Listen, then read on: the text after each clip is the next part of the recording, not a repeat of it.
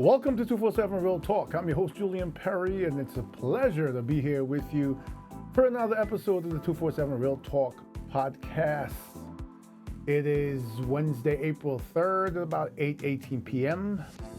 And as I look at my security cameras, I see hail, I see drenching rains that have been with us now in New York City for, I want to say, since yesterday, maybe, I don't know, yesterday afternoon.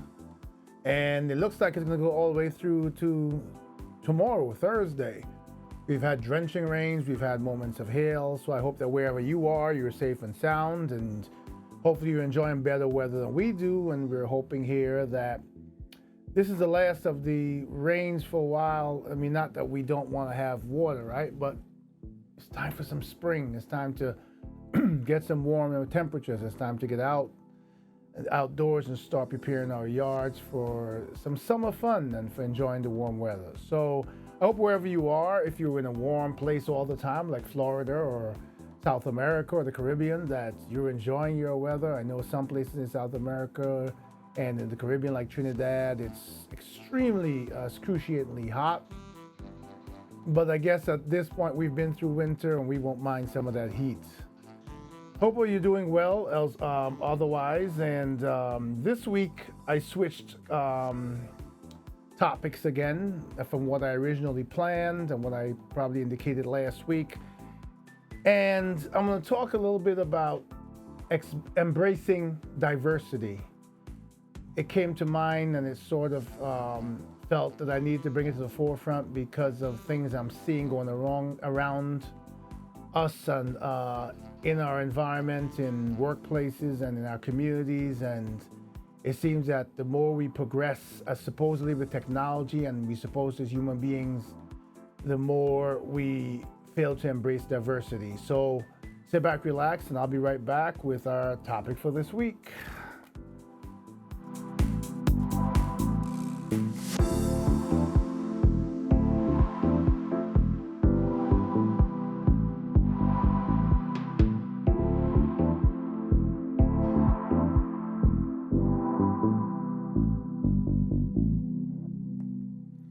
So I'm back with the episode for this week again, embracing diversity.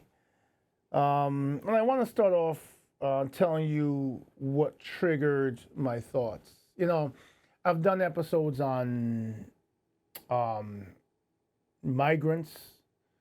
I've done episodes on systemic racism. I've done episodes on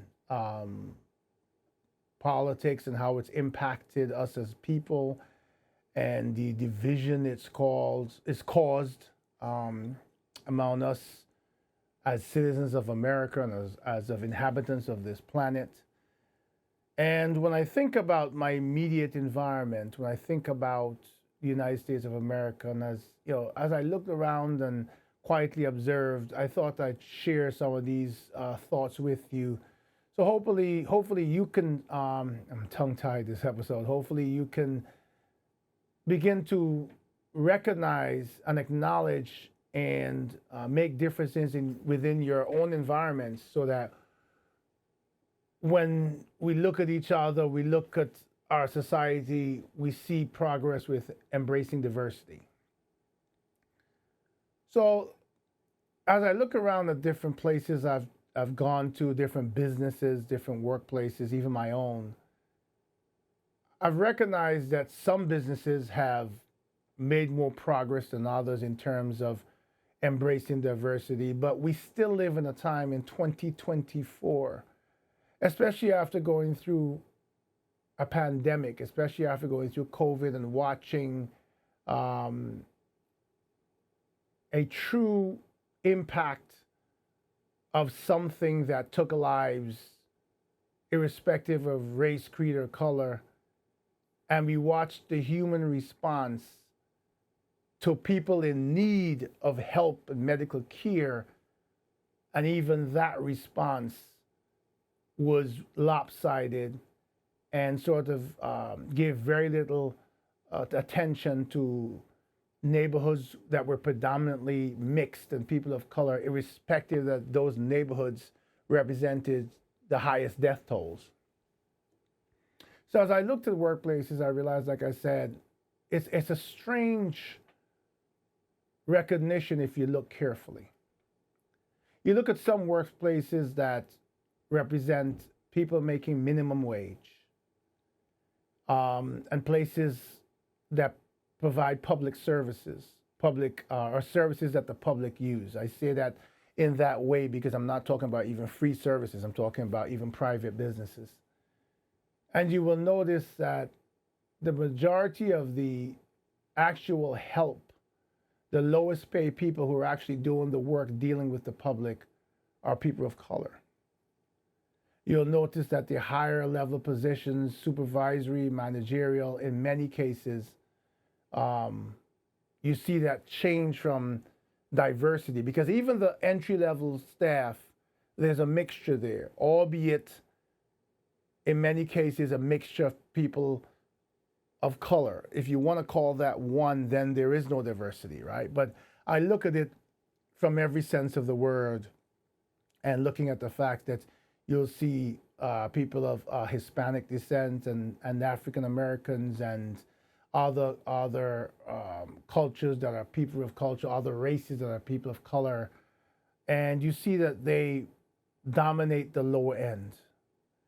Many of these people, if you engage them in conversation, will tell you that they're in school, they're in college, hoping and aspiring to get to a place where they will be part of a more diverse workplace where their skills and their efforts and their accomplishments will be recognized as they move up or hopefully move up the chain. And one of the things that's significant about speaking with people who are entry level workers, it was remarkable to hear how many people have no faith in college anymore, in a college education. And what seemed to be the dominant deterrence was student loans.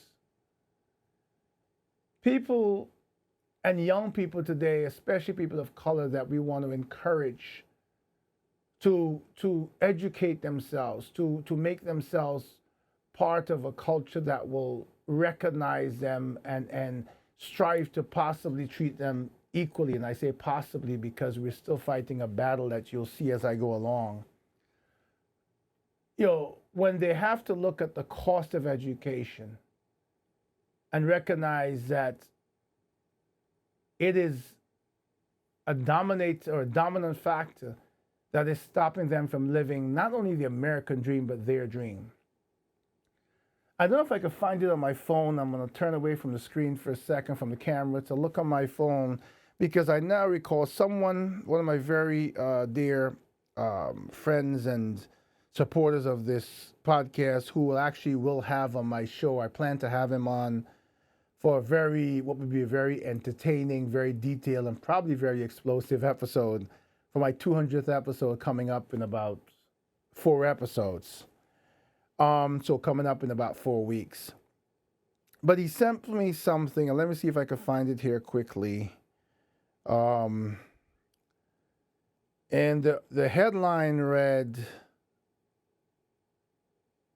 and I want to get this right. It was something to the extent of what education. Maybe it was not in my WhatsApp. Maybe it was on.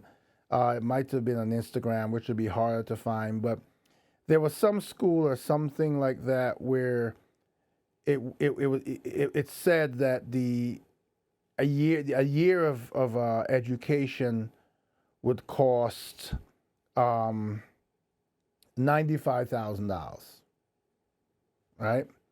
And work with me here 1 second, because I would really like to find the article for you.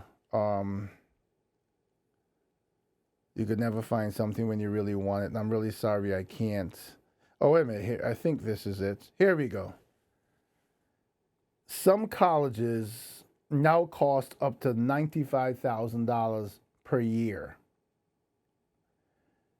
I think this was on ABC New York. Many of the more than 2 million graduating high school students from across the United States are facing jaw-dropping costs in the next step of their education. And basically, they're saying that some colleges are charging up to $95,000 a year. So understand how the diversity plays a ripple effect role from the workplace, from schools, from communities. It's embedded in these environments, and it's something that's critical to our future and our children's futures. Now, when I said I was going to talk about embracing diversity,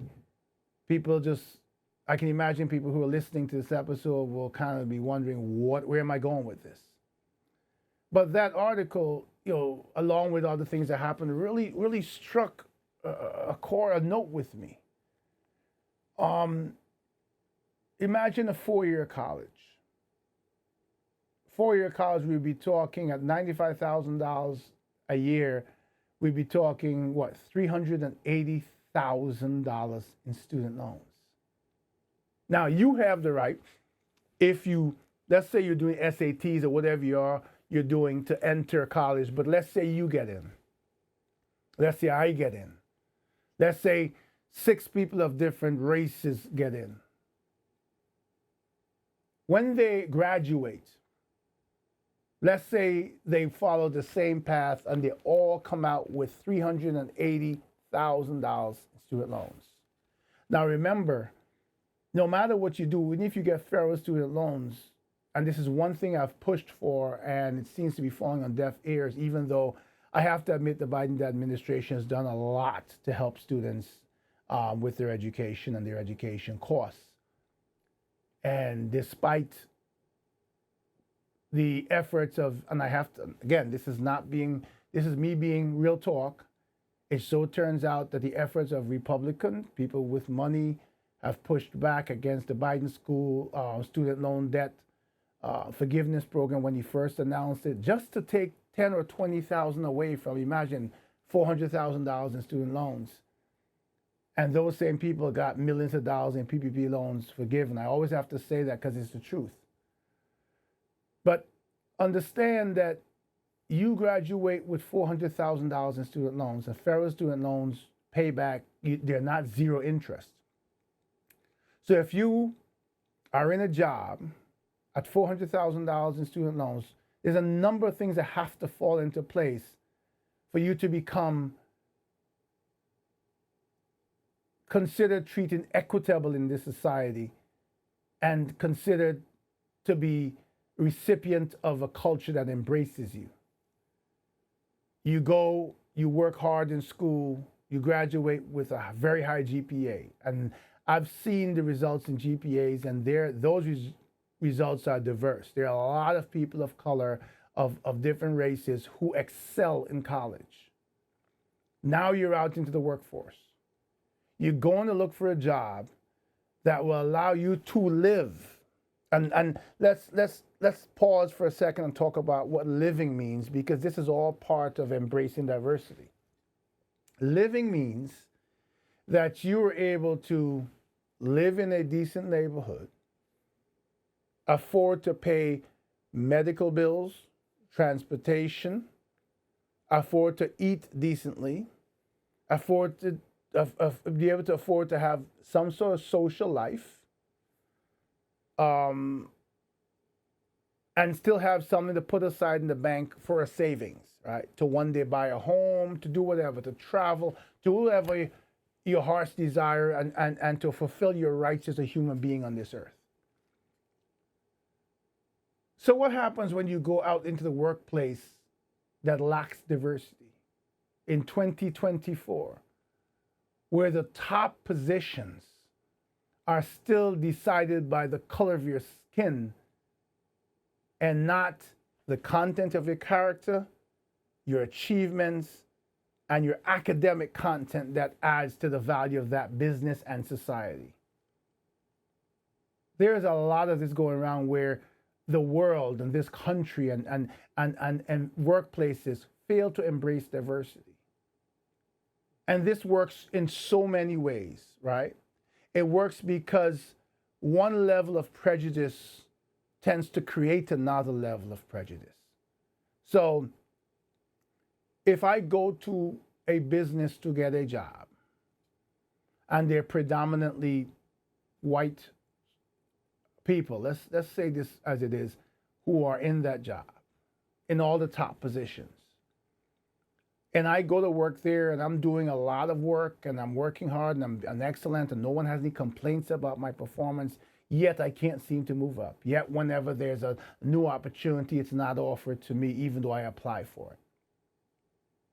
Let's say that I managed to be an entrepreneur and I managed to form or create a business that is a multi-million dollar business and I have employees.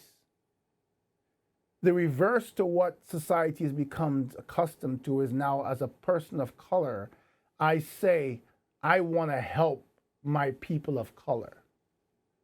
So I look in society, and in many cases, this isn't happening in all cases, but I've seen this happen, where I target talent, and part of targeting that talent is targeting people of color with that talent, with the discipline to make sure that my business is successful. Now I view that, and I'm saying I, the person who has the business, who has this multi-million dollar business, I view that, or let's just say successful business, I view that as helping my own, because my own are not being helped in other work environments because those work environments lack diversity. But ultimately, I end up, in my efforts to do something as I see as good, I end up adding to the lack of diversity now, because all of a sudden when you look at my business from the outside, it lacks diversity. It is my employee, we have this saying a lot of times where people will say, black owned business, white owned business, Hispanic owned business. And when you go to these businesses, and I've been to them, I've been to restaurants where I've had the most amazing treatment, and they're called black-owned businesses, and everyone in the business that works there is black. And we look at that and we feel, well, someone is helping out those of us who can't get work elsewhere, even though we strive for excellence, because diversity doesn't exist in a lot of other environments. But think about what the result is. The result of that is a lack of diversity. I don't know what it will take for us as human beings in the community of life to get to the point where, again, we are blind to color. We are blind to ethnicity. We're looking for success in whatever effort we're making, whatever business we have, and we're willing to hire anyone who fits that role, irrespective of their race, creed, or color. I know that sounds familiar to you because it sounds, and it's from I Have a Dream, Martin Luther King, right? That one day, remember his speech. And the fact of the matter is that in 2024, we still fail, after all the examples we've seen of people of color rising, owning businesses, lifting themselves up, being critical and integral parts of big corporations. Even though we've seen people rise to levels of government, rise to levels of the Supreme Court, we still look like little drops of black pepper in a big pot of salt. What is the fear that we present? I've heard people say that people of color present a fear to others because not only do we represent the majority in terms of numbers, but those of us who strive for excellence threaten to step in and take over. Why does it have to be a threat? This thing that we call racism, this thing that I see around me every single day, is such an epidemic that it is, in 2024, threatening to do what it did 400 years ago, destroy us as a race, as human beings. Because even this day and age, we have to deal with it. I have dealt with it. I have heard some of the most egregious things said about me and to me. Even with this podcast, I receive emails, I receive messages, and you see me, you hear me say to you, I will block people. And I'm sometimes recipients of some vile comments. And when you really think of the context of what they're saying, it's pure ignorance. And in this effort to embrace diversity, I also am a realist. And I understand that as we talk about the struggle of getting a good education and then having to pay student loans, we also have to mention the struggle of dealing with so many uneducated people who continue their ignorance generation after generation, continually teaching their children about segregation as a form of life, continue teaching their children that people of color are less than, continue teaching their children that people are white people or Caucasian people are the enemy. And this just keeps going generation after generation. Most recently, I witnessed racism in a little child, about 7 or 8 years old. And when I got to the bottom of it, the outcome was that child was taught that at home. Even at 7 and 8 years old with racism built in, they're still an innocent child to the sense that they were able to say, well, mommy and daddy told me that we're different, that we're better than black people, than people of color. We look at schools today, and we look at how money is distributed to schools and how teachers are assigned or teachers are hired. And when we look across the scale and we look at which schools represent the top 10% and which schools get the best teachers, look at the neighborhoods they're in and look at the children who attend. And then because there's a lack of embracing diversity, take a look at real estate. Take a look at what houses cost in different neighborhoods just because of who lives in those neighborhoods. I was lucky enough to buy in a very good neighborhood when I bought my house. And I say lucky because part of my luck was I bought in the middle of COVID pandemic when interest rates had bottomed out. And because of everything that happened, the market was susceptible to accepting people of all race, creeds, and colors into neighborhoods that they would normally be priced out of. And I say that because, and I say it with confidence, because as of today, my home from 2020 to 2024 has increased in value, market value now over $200,000, higher than what I paid for it. Meaning that now we've sort of put COVID in the back burner and we're going back to normalcy being segregation in its real sense. I would be priced out of my own home where I live right now.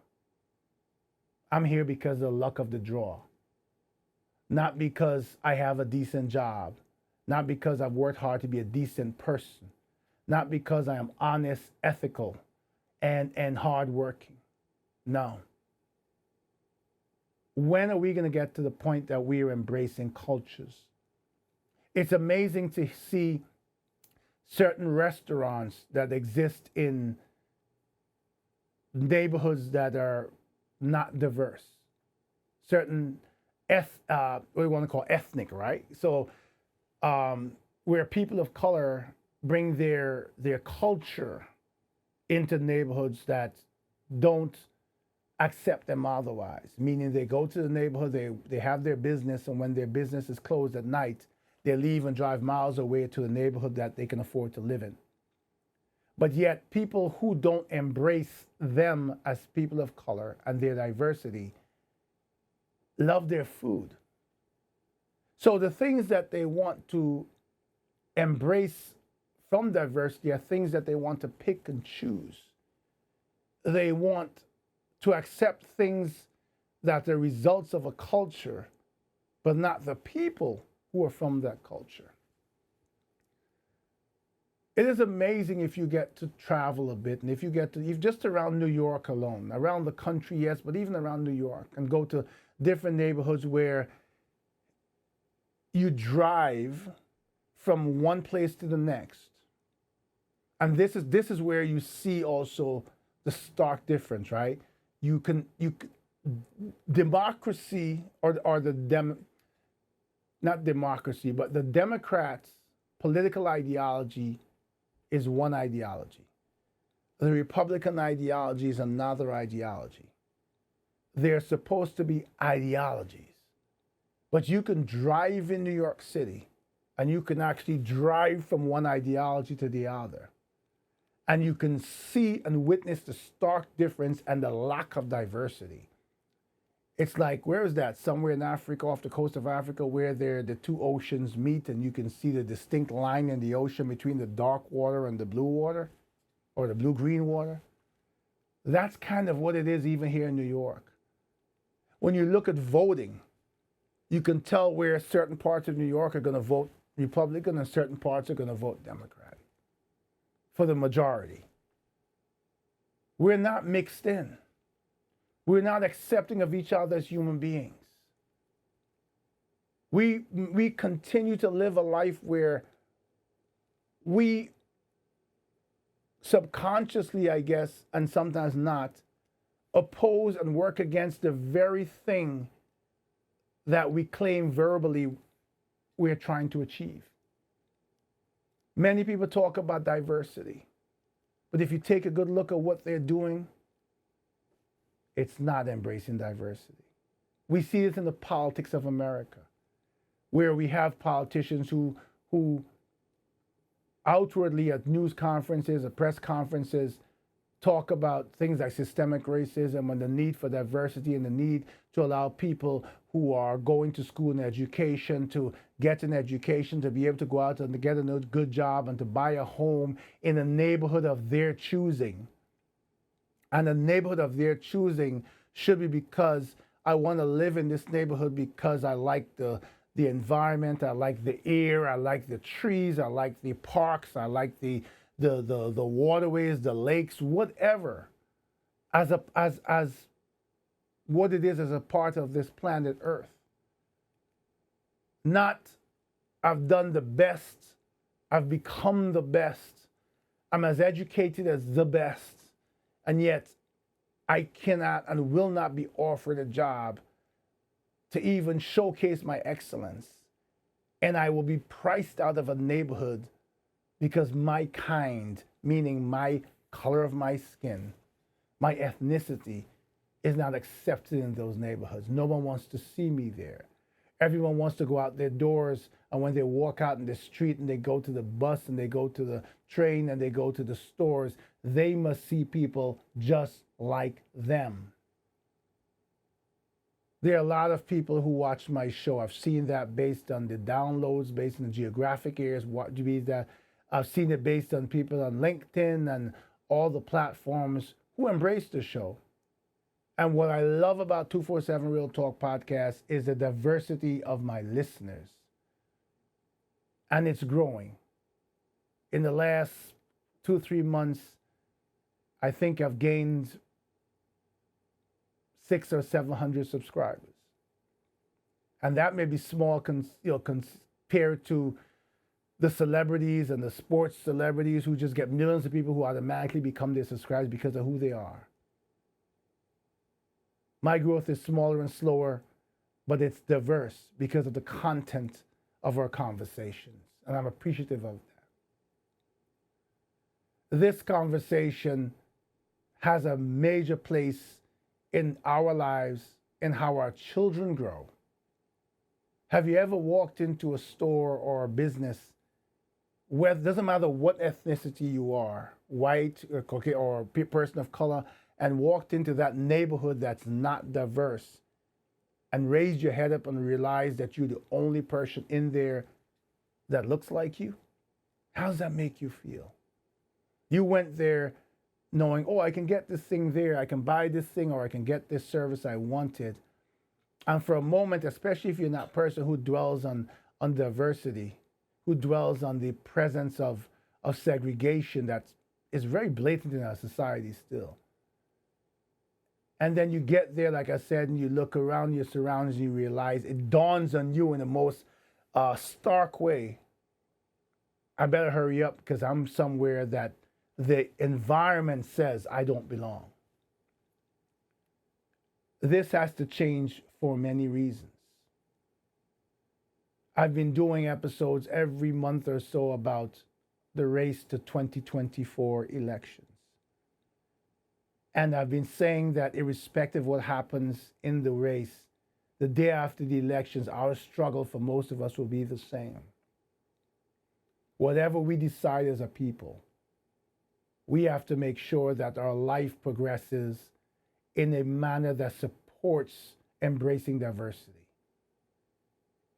We cannot live in a society where we continue to hate each other, where we continue to hate embracing diversity, where our actions actually support segregation, something that so many have died for and fought for change. Today, when you listen to this episode, it will stand on its own because it should make you reflect on all that you see around you. But as we speak more and we expand on what this means, as you recognize that this is a sort of preamble to my 200th episode where, again, it will be deep. Make sure that you listen to my 200th episode. It will be representative of everything that I've talked about in a nutshell with the guest I'm going to have. It also will be just happen to mark my return to live guests, on the show, video guests. And it should help us as we continue to strive in our lives to bring decency and value to our lives. Before I go, I got to mention Generation Z because in so many ways, they lack history and knowledge of their past. And yet, while we look at them and see that they really lack knowledge of their past, that innocence of the lack of knowledge has turned them into a generation that is embracing diversity more than any of us who should be the ones imparting the knowledge and sharing our history with them. Generation Z is responsible recently for more interracial relationships and marriages and businesses and communities than those of us who are supposed to be knowledgeable and intelligent have managed to embrace. And I have to say this. There was a time when I used to look at people who did less to support embracing diversity and more to stand out as an ethnicity as being racist. But I have to acknowledge the fact that many people who stand for their race and acknowledge their race and put forward arguments of the supremacy of their race, and I'm talking about people of color too. I see it a lot in the neighborhoods and in the environments of people of color because they're tired of fighting for acceptance. They're tired of fighting this nation, this world that has been a racist environment for so many hundreds of years. They're tired of fighting to be accepted. So they have changed to supporting and doing everything they can to uplift their race And in that effort, because they've been forced to do that significantly for their race, it has led to the unintended effect of working against embracing diversity. I don't know if that makes sense to you in the way I've explained it, but hopefully it does. So the next time we talk, we'll get closer to 200th episode. There's so much to talk about. Like I said, I chose this tonight because I'm setting the stage for what's to come in the 200th episode. If you don't understand why I did it yet, I encourage you to keep listening and especially look forward to that 200th episode.